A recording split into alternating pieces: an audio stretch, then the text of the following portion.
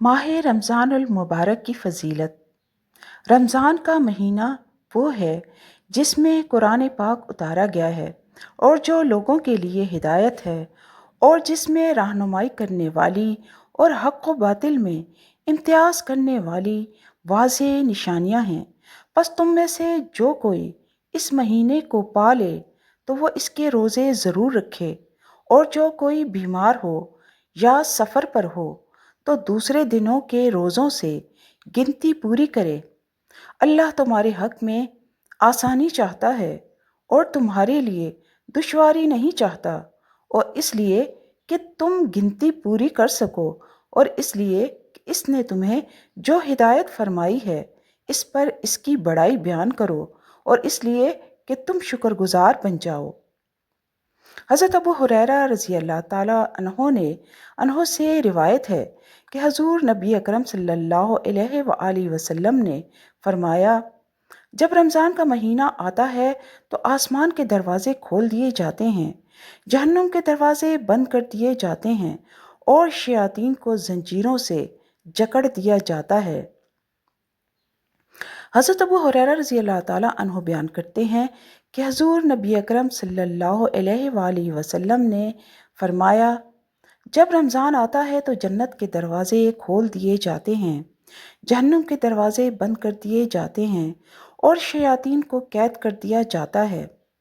حضرت ابو ہریرہ رضی اللہ تعالیٰ عنہ سے روایت ہے کہ حضور نبی اکرم صلی اللہ علیہ وآلہ وسلم نے فرمایا، جب ماہ رمضان کی پہلی رات ہوتی ہے، شیطانوں اور سرکش جنوں کو بیڑیاں پہنا دی جاتی ہیں اور جہنم کے دروازے بند کر دیے جاتے ہیں، اور ان میں سے کوئی دروازہ کھولا نہیں جاتا، اور جنت کے دروازے کھول دیے جاتے ہیں، بس ان میں سے کوئی دروازہ بند نہیں کیا جاتا۔ ایک ندا دینے والا پکارتا ہے، اے طالب خیر آگے آ، اے شر کے متلاشی رک جا، اور اللہ تعالیٰ کئی لوگوں کو جہنم سے آزاد کر دیتا ہے۔ ماہ رمضان کی ہر رات یوں ہی ہوتا رہتا ہے۔ حضرت ابو ہریرہ رضی اللہ تعالیٰ عنہ سے مروی ہے کہ حضور نبی اکرم صلی اللہ علیہ وآلہ وسلم نے فرمایا، تمہارے پاس ماہ رمضان آیا، یہ مبارک مہینہ ہے، اللہ تعالیٰ نے تم پر اس کے روزے فرض کیے ہیں، اس میں آسمانوں کے دروازے کھول دیے جاتے ہیں اور جہنم کے دروازے بند کر دیے جاتے ہیں، اور بڑے شیاطین جکڑ دیے جاتے ہیں۔ اس مہینہ میں اللہ تعالیٰ کی ایک ایسی رات بھی ہے جو 1000 مہینوں سے افضل ہے۔ جو اس کے ثواب سے محروم ہو گیا سو وہ محروم ہو گیا۔ حضرت انس رضی اللہ تعالیٰ عنہ سے مروی ہے کہ انہوں نے فرمایا، انہوں نے بیان کیا، میں نے رسول اللہ صلی اللہ علیہ وآلہ وسلم کو فرماتے ہوئے سنا، رمضان المبارک کا مقدس مہینہ آ گیا ہے، اس میں جنت کے دروازے کھول دیے جاتے ہیں اور دوزخ کے دروازے بند کر دیے جاتے ہیں، اس میں شیاطین کو زنجیروں میں جکڑ دیا جاتا ہے۔ وہ شخص بڑا ہی بد نصیب ہے جس نے رمضان کا مہینہ پایا لیکن اس کی بخشش نہ ہوئی۔ اگر اس کی اس مغفرت کے مہینے میں بھی بخشش نہ ہوئی تو پھر کب ہوگی؟ حضرت ابو ہریرہ رضی اللہ تعالیٰ عنہ بیان کرتے ہیں کہ رسول اللہ صلی اللہ علیہ وآلہ وسلم نے فرمایا، 5 نمازیں اور ایک جمعہ سے لے کر دوسرا جمعہ پڑھنا اور ایک رمضان سے دوسرے رمضان کے روزے رکھنا ان کے درمیان واقع ہونے والے گناہوں کے لیے کفارہ بن جاتے ہیں جب تک کہ انسان گناہ کبیرہ نہ کرے۔ اس حدیث کو امام مسلم، ترمذی اور ابن ماجہ نے روایت کیا ہے۔ حضرت ابو ہریرہ رضی اللہ تعالیٰ عنہ بیان کرتے ہیں کہ رسول اللہ صلی اللہ علیہ وآلہ وسلم نے حلفاً فرمایا، تم پر ایسا مہینہ سایہ فگن ہو گیا ہے کہ مسلمانوں پر اس سے بہتر مہینہ اور منافقین پر اس سے بڑھ کر برا مہینہ کبھی نہیں آیا۔ پھر دوبارہ رسول اللہ صلی اللہ علیہ وآلہ وسلم نے حلفاً ارشاد فرمایا، اللہ تعالیٰ اس مہینے کا ثواب اور اس کی نفلی عبادت اس کے آنے سے پہلے لکھ دیتا ہے، اور اس کی بدبختی اور گناہ بھی اس کے آنے سے پہلے لکھ دیتا ہے، کیونکہ مومن اس میں انفاق کے ذریعے قوت حاصل کر کے عبادت کرنے کو تیاری کرتا ہے، اور منافق مومنوں کی غفلتوں اور ان کے عیب تلاش کرنے کی تیاری کرتا ہے۔ حضرت کعب بن اجرا رضی اللہ تعالیٰ عنہ بیان کرتے ہیں کہ رسول اللہ صلی اللہ علیہ وآلہ وسلم نے فرمایا، منبر کے پاس آ جاؤ۔ ہم آ گئے۔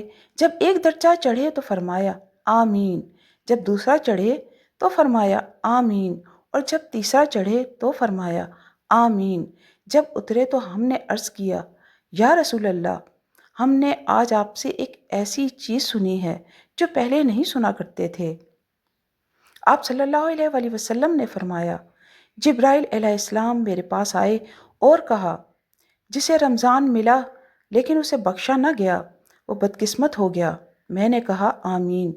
جب میں دوسرے درجے پر چڑھا تو انہوں نے کہا، جس کے سامنے آپ کا نام لیا گیا اور اس نے درود نہ بھیجا وہ بھی بدقسمت ہو گیا۔ میں نے کہا آمین۔ جب میں تیسرے درجے پر چڑھا تو انہوں نے کہا، جس شخص کی زندگی میں اس کے ماں باپ دونوں یا ان میں سے ایک بوڑھا ہو گیا اور انہوں نے اسے خدمت و اطاعت کے باعث جنت میں داخل نہ کیا وہ بھی بدقسمت ہو گیا۔ میں نے کہا آمین۔ حضرت ابو مسعود غفاری رضی اللہ تعالیٰ عنہ بیان کرتے ہیں، رمضان کا مہینہ شروع ہو چکا تھا کہ ایک دن میں نے رسول اللہ صلی اللہ علیہ وآلہ وسلم کو فرماتے ہوئے سنا، اگر لوگوں کو رمضان کی رحمتوں اور برکتوں کا پتہ ہوتا تو وہ خواہش کرتے کہ پورا سال رمضان ہی ہو۔ اس حدیث کو امام بہقی اور ابن خزیمہ نے روایت کیا ہے۔ حضرت سلمان رضی اللہ تعالیٰ عنہ بیان کرتے ہیں کہ رسول اللہ صلی اللہ علیہ وآلہ وسلم نے شعبان کے آخری دن ہمیں خطاب کیا اور فرمایا، اے لوگو، تم پر ایک عظیم الشان اور بابرکت مہینہ سایہ فگن ہو گیا ہے۔ اس میں ایک ایسی رات ہے جو 1000 مہینے سے بہتر ہے۔ اللہ تعالیٰ نے اس کے روزوں کو فرض کیا ہے اور راتوں کے قیام کو نفل۔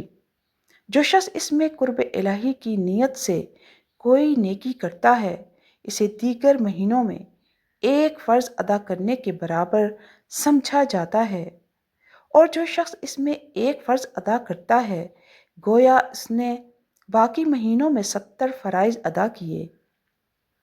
یہ صبر کا مہینہ اور صبر کا ثواب جنت ہی ہے۔ یہ غمخواری کا مہینہ ہے۔ اس مہینے میں مومن کا رزق بڑھا دیا جاتا ہے۔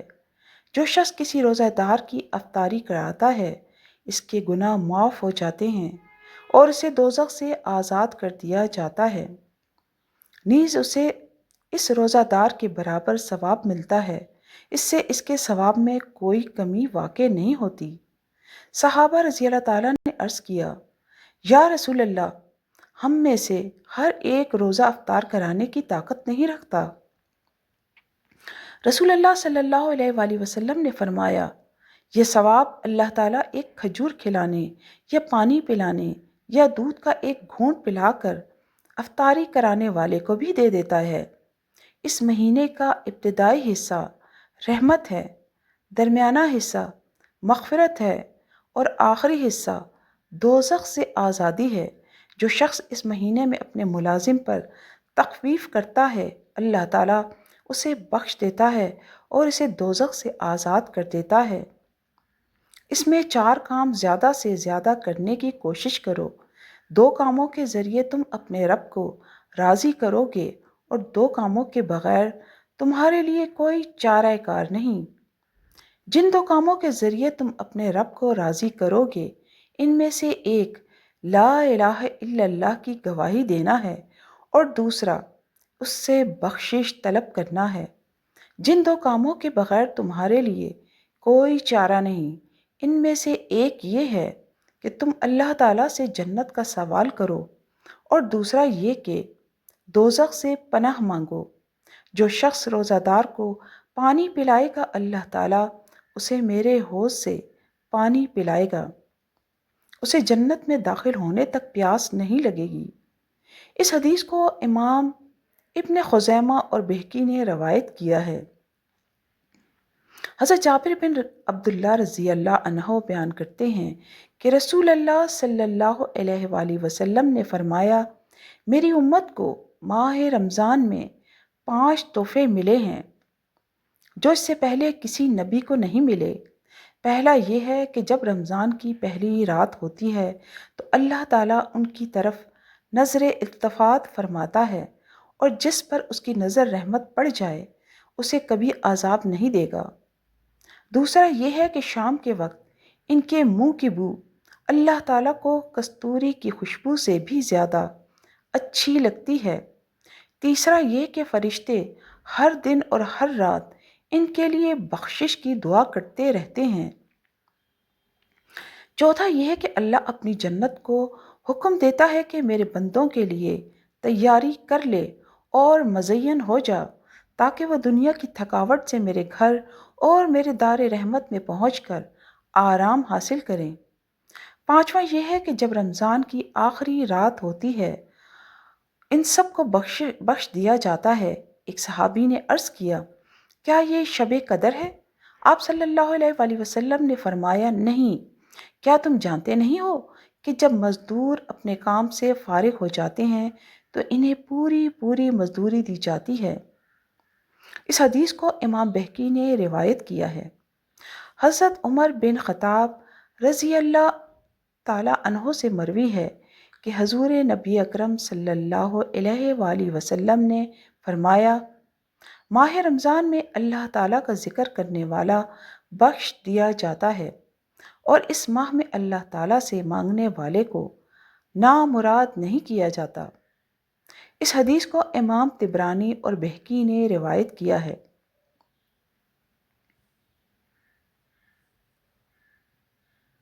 جمعہ مبارک۔